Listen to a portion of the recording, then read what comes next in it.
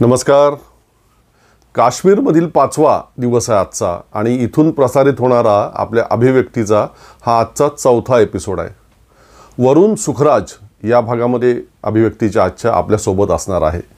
Documentary अर्थात माहितीपट क्षेत्रामध्ये मागील काही वर्षांमध्ये वरुण सुखराज हे नाव आपल्या देशामध्ये फार वरच्या स्थानी आहे आणि त्याचं कारण म्हणजे त्याने अत्यंत संवेदनशील मनाने मानवतावादी भूमिकेतून त्याच्या क्षेत्रात केलेलं सगळं काम आहे. महाराष्ट्रातील शेतकऱ्यांच्या न थांबणाऱ्या आत्महत्या या आपल्या सगळ्यांनाच अस्वस्थ करणाऱ्या विषयावरती प्रचंड मेहनत घेऊन त्याने एक सविस्तर माहितीपट बनवला. दिल्लीतील शेतकऱ्यांचं ऐतिहासिक आंदोलन आपल्या सगळ्यांनाच ठाऊक आहे. 3 काळे कायदे त्या आंदोलनामुळे सरकारला मागे घ्यावे लागले. वरुण अनेक महिने त्या आंदोलनात त्या शेतकऱ्यांच्या सोबत राहिला. त्या आंदोलनातील सारे बारकावे सर्वांगाने टिपणारी एक सविस्तर डॉक्युमेंटरी अतिशय अप्रतिम अशी त्यांनी बनवली, टू मच डेमोक्रेसी. आणि ती केवळ आपल्या देशातच नव्हे तर जगातील अनेक देशांमध्ये चर्चेचा विषय ठरली. त्यानिमित्तानं अनेक देशांमध्ये जाऊन स्वतः वरुण त्या माहितीपटावरील चर्चेमध्ये संवादामध्ये सहभागी झाला. त्यानंतर वाराणसी लोकसभेच्या निवडणुकीच्या पार्श्वभूमीवरती त्याने बनवलेली जमुरा ही डॉक्युमेंटरीसुद्धा अतिशय गाजली. आपणापैकी अनेकांनी या डॉक्युमेंटरी हे माहितीपट यापूर्वीच पाहिलेले असतील. जर नसतील पाहिले आणि पाहण्याची इच्छा असेल तर सध्या प्रचंड चर्चेमध्ये असणाऱ्या कुणाल कामरा यांच्या यूट्यूब चॅनलवरती जाऊन आपणास वरुणच्या या डॉक्युमेंटरी पाहता येतील. अवश्य पहा, म्हणजे वरुणविषयी मी इतकं काय जे सांगतोय त्याची तुम्हाला सुद्धा सगळ्यांना प्रचिती येईल. तर झालं असं की काश्मीरमध्ये पहलगाममध्ये आपल्या पर्यटकांवरती तो जो निर्घृण हल्ला झाला त्यामुळे करोडो देशवासियांप्रमाणेच अर्थातच वरुणसुद्धा प्रचंड अस्वस्थ झाला होता. त्याने तात्काळ त्यानंतर काश्मीरमध्ये येण्याचा निर्णय घेतला. मी इथे येण्याच्या 4-5 दिवस आधीपासूनच वरुण या हल्ल्यानंतरचं काश्मीर पाहत होता. शेकडो लोकांशी बोलत होता. त्यांच्या भावना या हल्ल्यानंतरच्या जाणून घेत होता. आवश्यक तितक्या प्रतिक्रिया रेकॉर्ड करत होता. मी इथे पोचल्यावरती तो सुद्धा इथे असल्याचं मला समजलं आणि मग मी त्याच्याशी प्रयत्न करून संपर्क साधला. त्याने अभिव्यक्तीसाठी एक मुलाखत द्यावी, गेले 4-5 दिवस तो जे करत होता त्याबाबत, अशी मी त्याला विनंती केली आणि त्याने सुद्धा ती मान्य केली. आणि मग त्याच्याच एका मित्राच्या हाऊसबोटवरती भेटून तिथेच मी त्याच्याशी संवाद साधला. नक्की ऐका, पहा वरुण सुखराज याचे विचार, ज्यातून या विषयाचे विविध कंगोरे तुम्हा सगळ्यांच्या लक्षात यायला अधिकची मदत होईल. धन्यवाद. सुरुवात याच गोष्टींनी करायची. 4-5 दिवसापासून तुम्ही काश्मीरमध्ये आहात. इथल्या स्थानिक जनतेशी चर्चा करताय, बोलताय, त्यांच्या भावना जाणून घेताय.